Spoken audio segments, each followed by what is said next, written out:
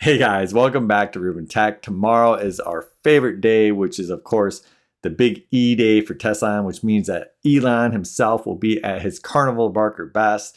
He's going to be blowing hot air up every analyst's ass on Wall Street. And as usual, Wall Street will have no choice but to accept it because they're delusional and they've been believing the big E for so long now. Okay. And so one of the things he's been puffing at everybody is that Tesla is worth nothing if you don't believe in full self-driving. That was a narrative a while ago. He knows that narrative is false, so he's already been trying to slowly shift it to Tesla's worth nothing if you don't believe in Optimus. However, I thought today we would go ahead and we would look at full self-driving, not just for Tesla, but for all vehicles in America. What is the state of the market? What is the state of the technology? So first off, we can see that right now, Rivian, they plan to roll out hands-free driving this year, eyes-free system in 2026. So this was announced on January 23rd. I will link to this article. Rivian plans to launch a new advanced driver assist system this year to enable hands-free driving. The new feature is expected to be similar to Tesla's full self-driving. In 2026, Rivian will up the ante with an eyes-free system. To me, that sounds like they're saying they're going to have level 5 level 5 autonomous vehicle. I don't know. Maybe they'll have some kind of alarm here. It'll only be a level 4. But you can see that they're basically going to be releasing something on Tesla's system. That's this year, 2025. And then they're saying next year they're going to have fully autonomous vehicles, basically, right? Eyes free. I don't know how else you can interpret that. A new Rivian space opening in San Francisco on Thursday. CEO RJ Scaringe, I never know how to say his last name, even though I hear it 100 times, revealed a few exciting developments to look forward to. According to the folks at Rivian Forums, RJ said during an event that the company plans to launch a hands-free ADS feature in 2025. Next year, Rivian will follow it up with the eyes-free system. The big question is, will the current Rivian R1S and RT owners gain access? Could depend on whether you drive a Gen 1 or Gen 2 model. All Rivian models built through 2024 are considered Gen 1, while models 2025 and newer are Gen 2. And so basically what Rivian is saying is that they're going to introduce the second generation R1S and R1T last summer. They were completely re-engineered with hundreds of hardware improvements, fully redesigned software and more. The upgrades included its new in-house autonomous system, Rivian Autonomy Platform, and is powered by 11 cameras, 5 radars, and predictive AI. Rivian said the new platform is 10 times more powerful than the old system. It also features 360-degree visibility with 8x the number of camera pixels than the previous models. Gen 2 models already include features like blind spot monitoring and highway assist. Now, the camera pixels is very important. So the cameras that Tesla uses, they use 8 cameras. Rivian has 11 on their platform. However, the cameras on the Rivian platform have many more pixels, so that means that they can distinguish a lot more on the road. They're essentially better cameras. And I don't know about you, but if I have a car driving itself, I want to have the best possible cameras. Okay, that's just what it is. And in addition to those cameras, they also have radar. As we know on this channel, Tesla has sworn off of radar and LiDAR for whatever reason. Elon believes he can do it fully with just vision, that is the cameras, and the AI, of course. Okay, so this is basically just talking about this for the rest of the thing. And what does this really mean? Well, Elon was talking about this stuff 10 years ago, okay? And so he hasn't delivered in 10 freaking years. And in 10 years, that's a long time. And as with everything, everybody else catches up to the market leader. It happens in everything, okay? Look at any space, no one stays the leader forever. And in this, Tesla has taken so long that everybody else is catching up. Okay. And it appears that Rivian basically has caught up. If what they're saying is true here, then essentially they have caught up to Tesla. Okay. It's just a simple fact of it. And we already know that Tesla did not have any real advantage because in America, we already have a robo-taxi service. It's called Waymo. And Waymo is the only car truly in America that is a level 5 autonomous vehicle. Yes, it's not meant for consumers to buy, but it's also the only vehicle that's driven any true robo-taxi miles, okay? i.e., no human being driving a car, picking up a passenger, taking them somewhere, and dropping them off, okay? Tesla does not have any miles so far. They have 0 miles of a true robo-taxi, okay? So the whole thing here, sorry, I forgot too. China, of course, I forgot. China. We have Xiaomi, BYD. We have so many cars that are working on full self-driving. Tesla's not ahead of anybody there. You can turn on all the channels on YouTube. Look at China. They're encouraging in Beijing full self-driving vehicles. Okay.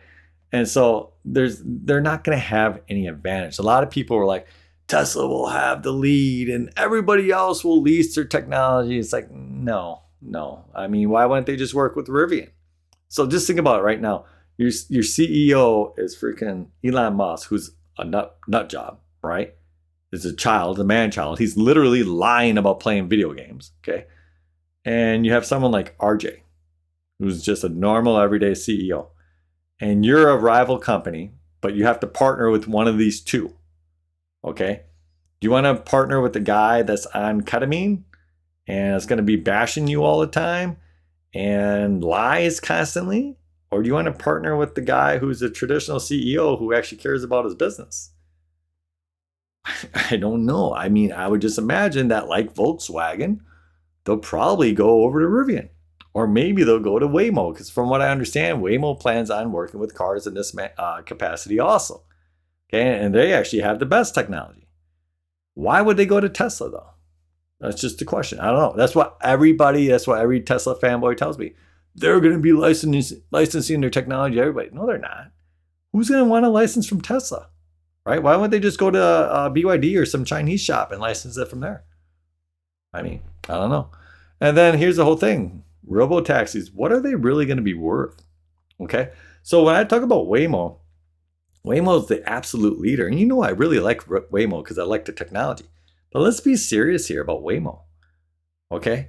When I look at Waymo, I'm not saying to myself, oh, Waymo is going to be this thing that makes Google the most valuable company in the world.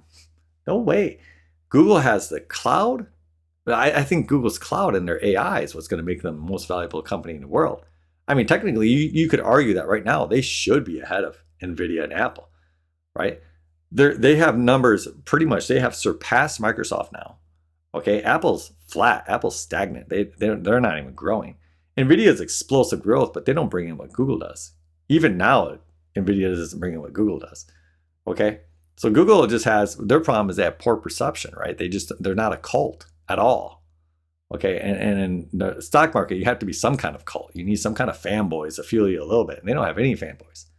But I don't think that Waymo is going to power Google to the top of the stock market or something like that. Okay, it's going to be more or less like quantum computing, something that's truly groundbreaking. Okay, and I'm going to tell you this again. People downplay quantum computing. Quantum computing is way off. It's still like this bump in the quantum computing stocks was absolutely ridiculous. Okay, and I'm glad everything came back down. I don't want to say I'm glad. It's just so dumb that they went up. None of those other companies are doing anything, and we're still at least 10 years out. Okay, but quantum computing is going to be something where if someone dominates that space, it literally could change the world, alter reality. That's not a joke. If it achieves its true potential, you would need a lot of qubits to get to that level of what I'm talking about. But who knows? Who knows where they go? Maybe they never hit the level I'm talking about, but maybe they do. Okay, and that's the potential of quantum computing. But full self-driving is not like that. Okay, so full self-driving will be like YouTube. Okay, at its best, Waymo will be like YouTube. Okay, it'll be this very nice unit that can produce some money for them. It'll have high costs to run. So the expenses will be high, but it should bring in a decent amount of revenue, right? It should add to the bottom line. It should add nicely to the bottom line. Okay, that's all we're expecting from Waymo. We're not expecting Waymo to be something. It's not going to be Google search, what Google search was in 1995. It's not going to be that. It's just simply not. Okay, it isn't that big of a deal. The market isn't that big. And we have this article right here talking about General Motors, the lessons they learned, why they got out of there. And right down here, it says why they got out. And this is from Mary Barra. Given a considerable time and expense required to scale a robotaxi business in an increasingly competitive environment, combining forces would be more efficient and therefore consistent with our capital allocation priorities. General Motors CEO Mary Barra said in a call with analysts. And I remember that they had their cruise program was doing very well as far as the technology was. They were involved in an unfortunate accident. And I mean, those things happen. Teslas are in accidents all the time in full self-driving. Okay, even though Elon tries to lie about it, and now he's literally trying to just get all the investigations thrown away by buying the government.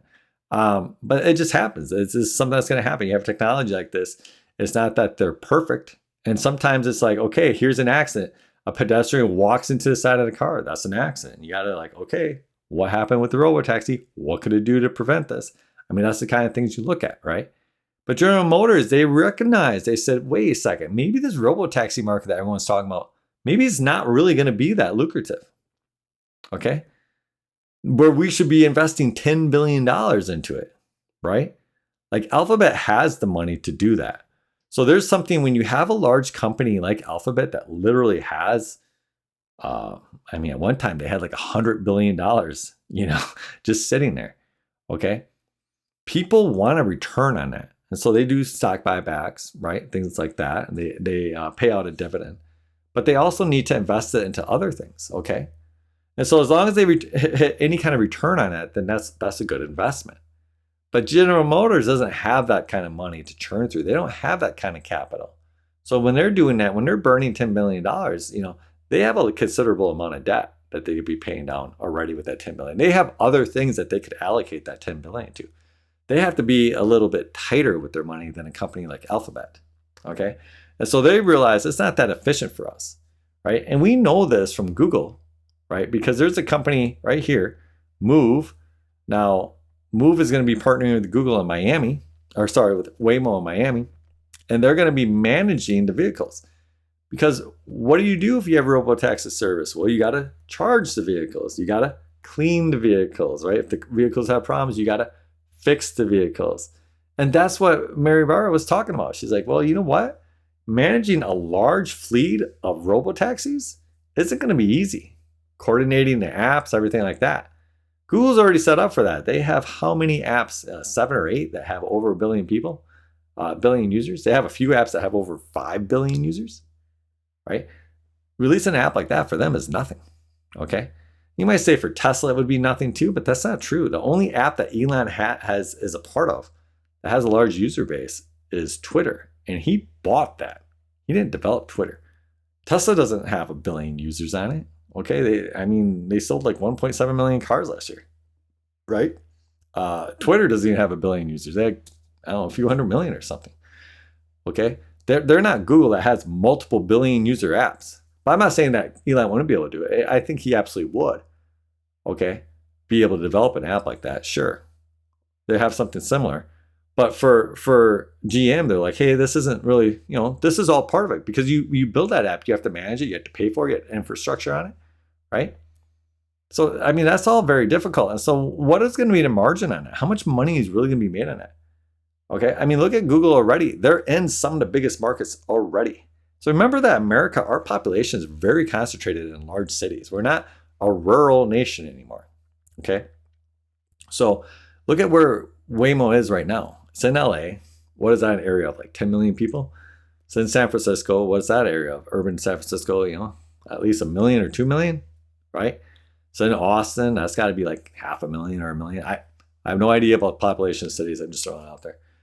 They're in Phoenix. I know that's like 3 million in the urban area, right? So take that, add that up, right? And they're releasing in Atlanta. That's got to be a few million people. Miami, right? So they're going to probably be serving like 20 million people, possibly by the end of this year. Also, they're going overseas to a large market, right? So you have 300 some million people, but they'll already be hitting possibly up to 10% of that just this year. You might say, well, Alphabet or Tesla come on and just scale immediately to all of those. That's possible, right?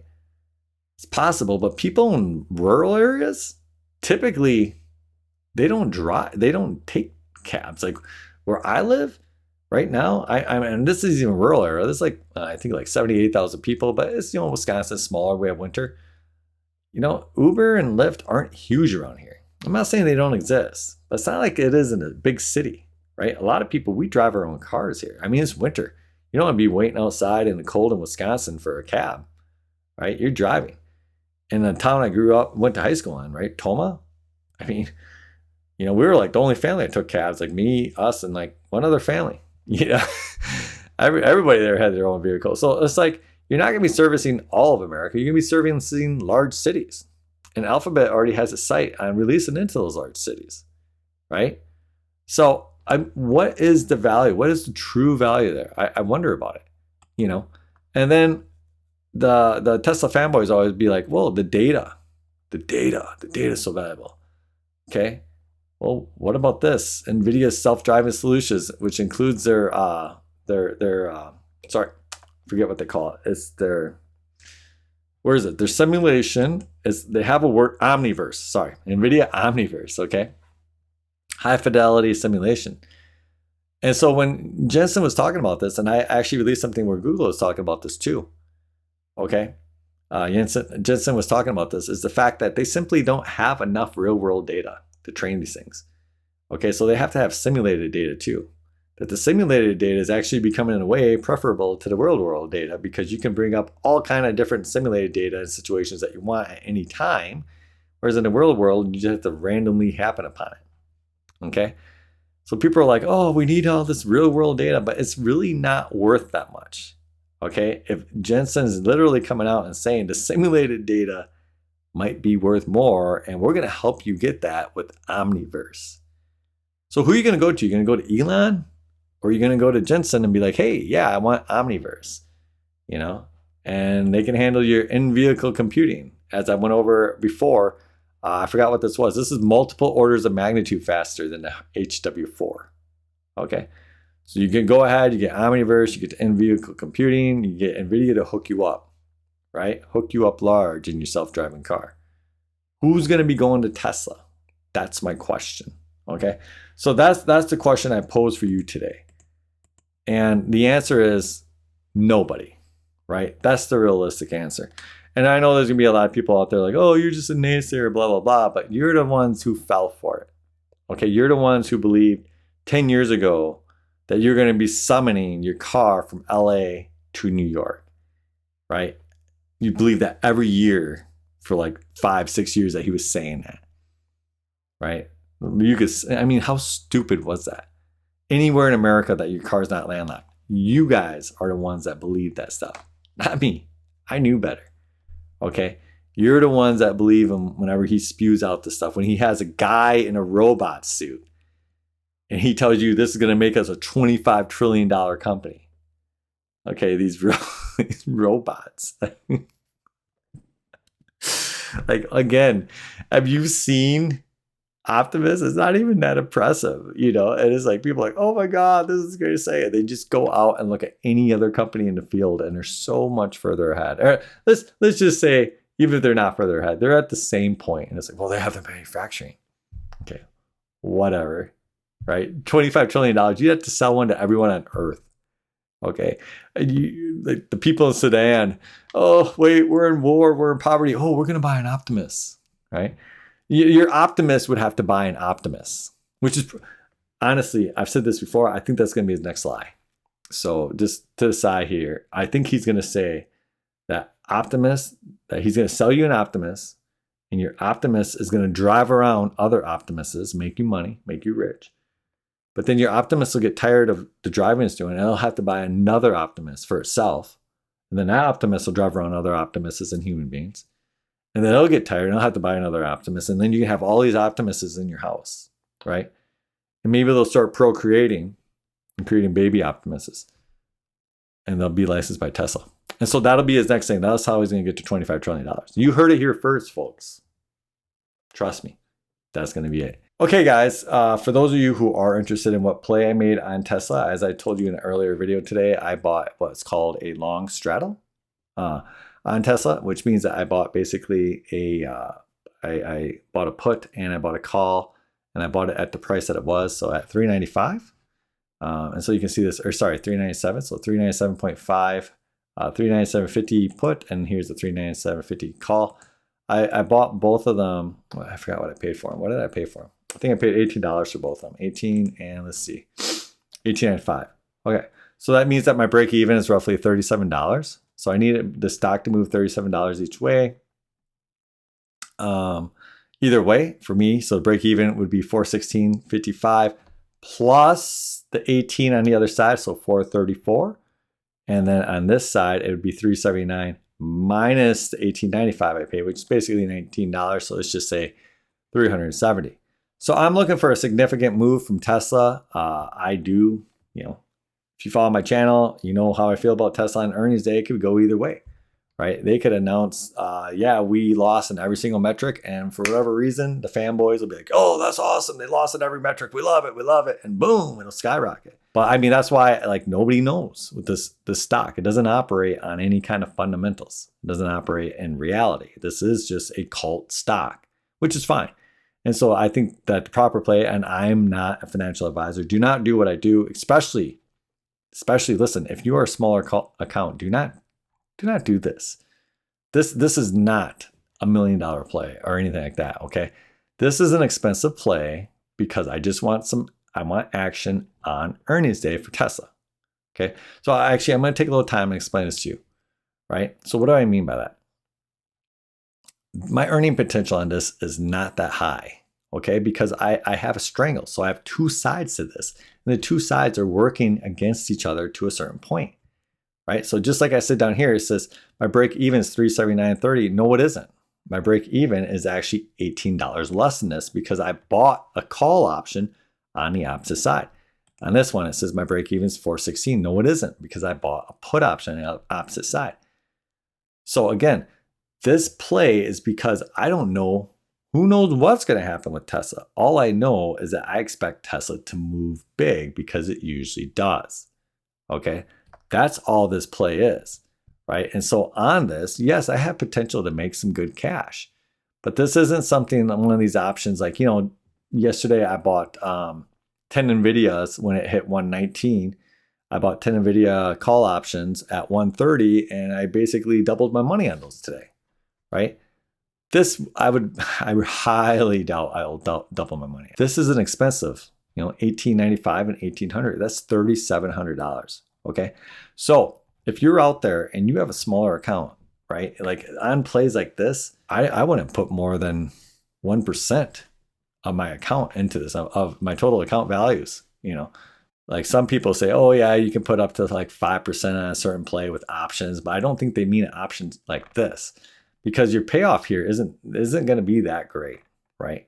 So I'm just expecting a big move either way with Tesla, right? It's just kind of what I'm expecting. But to be honest, I'm not expecting to make tons of money. To me, I'm just looking at making my money back, of course, and I'm hoping like 50%, which of course is great. Don't get me wrong. I'm just saying for, a lot of people out there, Tesla is extremely expensive. So these options are expensive. There's other kinds of options out there, like with NVIDIA. Like I'm kind of regretting selling my NVIDIA calls today.